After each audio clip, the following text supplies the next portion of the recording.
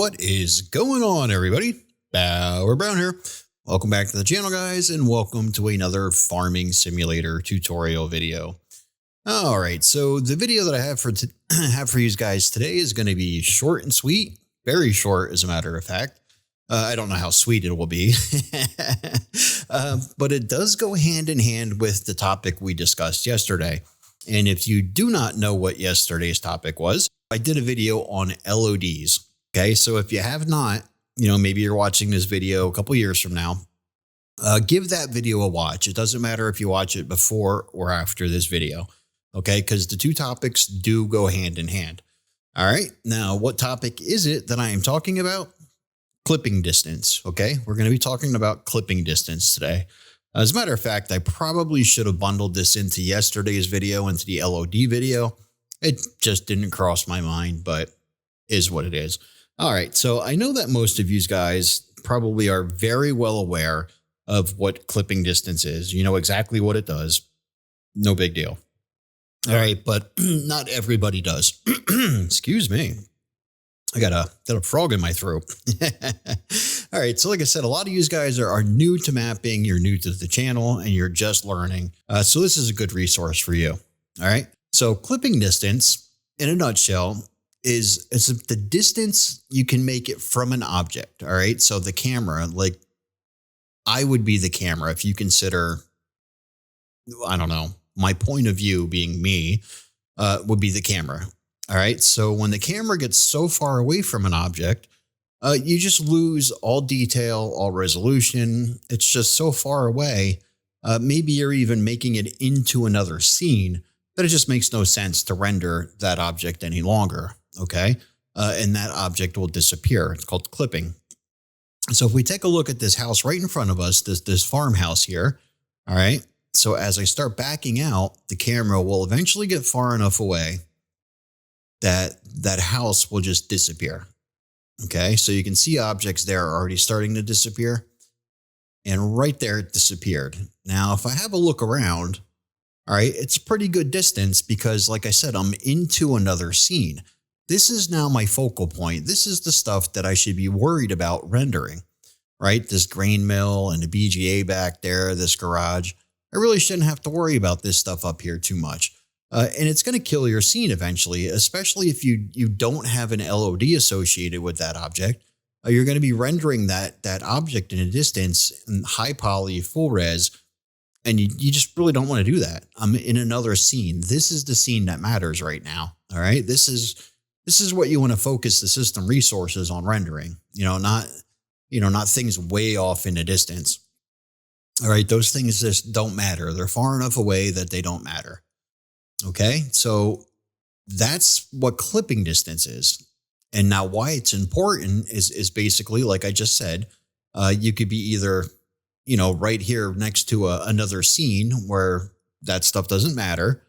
Or if it's maybe a placeable, that up here, I have a placeable, and that does not have an LOD associated with it, right? So you would just rely on its clipping distance at that point, all right? But this placeable is going to be, rendered at it's a high poly, high resolution, the entire distance, all right? It's not like this house here that has an LOD. All right, so like I mentioned, they work hand in hand. And how does that work hand in hand with your LOD? All right, so LOD, just as a refresher, it's a switching distance between your high poly and your low poly. All right, so standing right in front of this house here, I'm looking at it, a high poly version, high resolution. And when I get far enough away, I start losing detail. And I'd say probably like right in here is somewhere where I would set the switching distance from LOD 0 to LOD 1. All right. And that distance, once I make it past this point, then I start looking at a low resolution, low poly model because I can't see into the detail anyhow. All right. So if you want to know what this distance is, all right, you would click on this house here and you would look up top where it says distance, and that tells you how far that object is from the camera. All right. So if you're, created your own model, and you're trying to determine what is a good clipping distance, get yourself in front of your model, like so. All right. And start looking at areas that, have detail to them. All right. Once you pick out some spots, start backing yourself out. All right. Like so. You're far enough out. And then when you're far enough away, like maybe right in here where you start losing all your detail, you can't see anything, click on your object, look at your distance and make that your LOD distance. All right. So if I look up here, go up to LOD. All right. They have it set at 100 and I stop about 95. All right. So that's pretty much right on the money, right? Because right there is where you start losing all of your detail. All right. So from right up in front of the house to all the way out to, 100 meters, you're looking at full resolution. You're looking at high poly full resolution. Now from 101 meters out to the clipping distance. Now the clipping distance, you want to click on house. Let's get down to, it would be your LOD 1. All right. Is at 400 meters. All right. So after 400 meters, that's just going to disappear. So with your high poly version, right, that switching distance, your LOD distance, that's when that disappears. But your clipping distance is when your LOD 1, your low poly version, disappears. All right. It's kind of the way it is. Like you would think, like I know some people might ask, why didn't you just, make a second distance in your LOD for when LOD 2 should disappear? But not every item or every object has an LOD. Like most of your placeables here, if you look at these, all right, this cowborn here, there is no LOD, right? So when you back yourself out on this cowborn, you're looking at high poly the entire time. And they could have an LOD. I mean, I don't really have an answer to why they don't include it. I'm sure they have a very good reason, and it sure has something to do with being a placeable, but they just don't, right? So it's not included. But so that's where it becomes even more important to set your clipping distance. Now, if I look at the cowborn big here, you got to watch what your clipping distance, because it's set at 1 million, right? So this is where it becomes very important. And I'm guilty of this, that when you put your objects down on the map, do not forget to set your clipping distance. All right. Because you're going to be rendering it from clear across the map. Absolutely. It's going to be rendering the whole time. And you don't need that. Now, I forget lots of times. What I try to do before I publish a map is I go through each object in my scene and I just start drilling through it and just checking clipping distances, stuff like that. All right. What happens with this one, since the parent transform group, the clipping distance is set at 1 million. It's the objects within the transform group that are probably set with the clipping distance, right? So if we take like doors here, this is probably, also 1 million. But if you look at the actual object itself, all right, let's get in a door base. We look at door right, 300. All right. Door left is probably the same. Yep. So it's the objects themselves that generally have the clipping distance associated with it. Right now, we can change it. You can make the parent transform group. So we can change this to 100. I believe we can. All right. So we can put 100 in there. And as we back out, see how that just disappears 100 meters out. But it leaves other objects in there. So probably not the best way to do it. You want to make sure all your individual objects are set.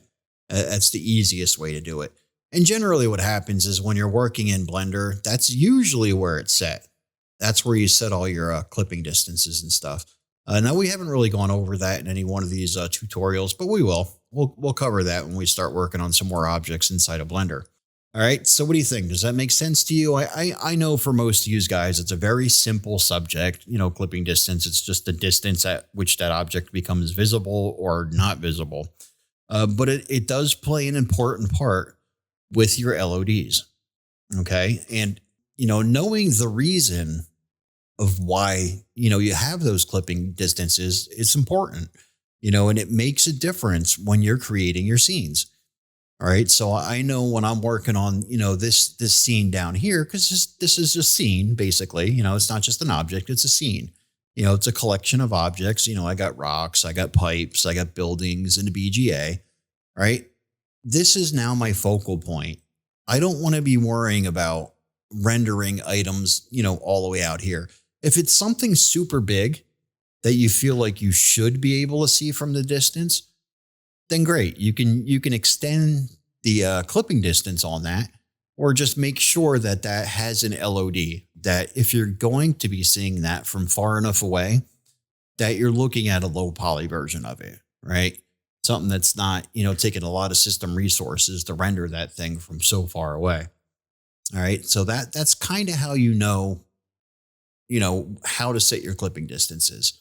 I'm already well into another scene. That one doesn't matter.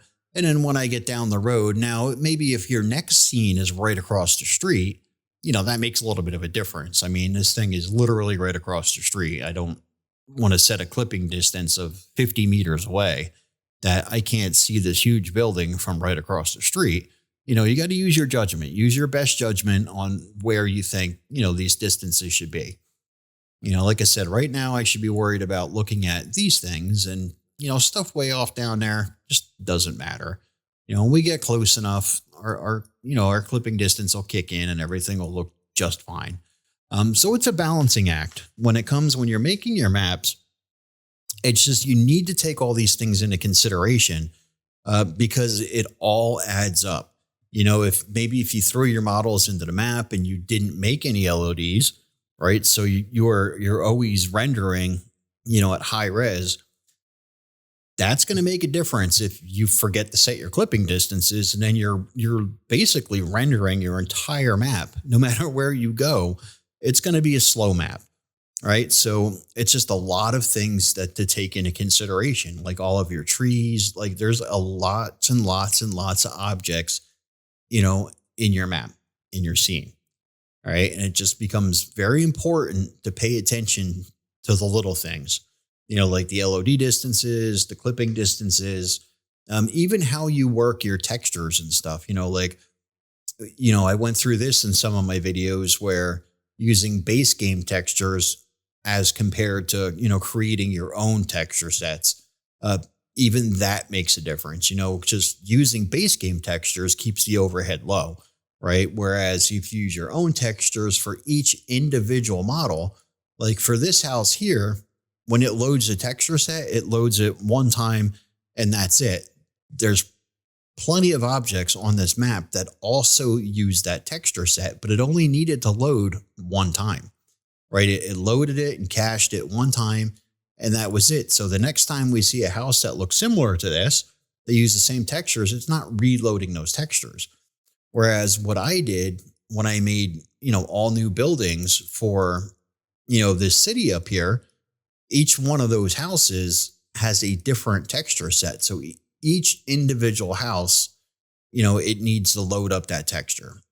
Like, up here, I'm looking at trees now, I know, but it needs to load that texture. And then this house is a separate texture. So none of these houses share the same texture, and all of that stuff adds up, right? I know this video is not about textures, but it adds up. So, if I'm creating all custom objects and I'm having to load in individual textures for each one, and on top of that, it was a lazy bones or forgetful or whatever, and I didn't set my clipping distance, and I was too lazy to create an LOD, you see where I'm going with that, right? It just keeps adding up and adding up and adding up and adding up.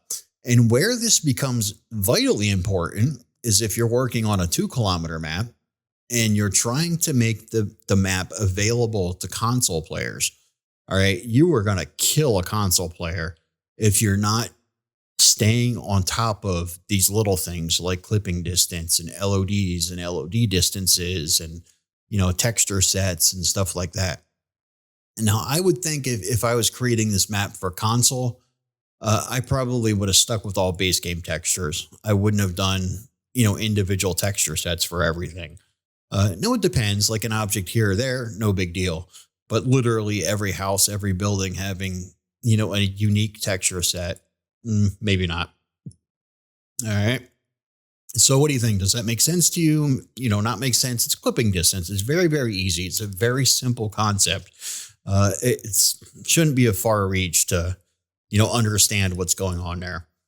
But like I said, this is geared mostly for you new guys that are just getting into mapping. Keep these things in mind, right?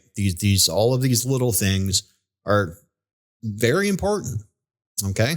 I believe at one point or another, I probably went through most of what all these attributes are over in the attributes panel.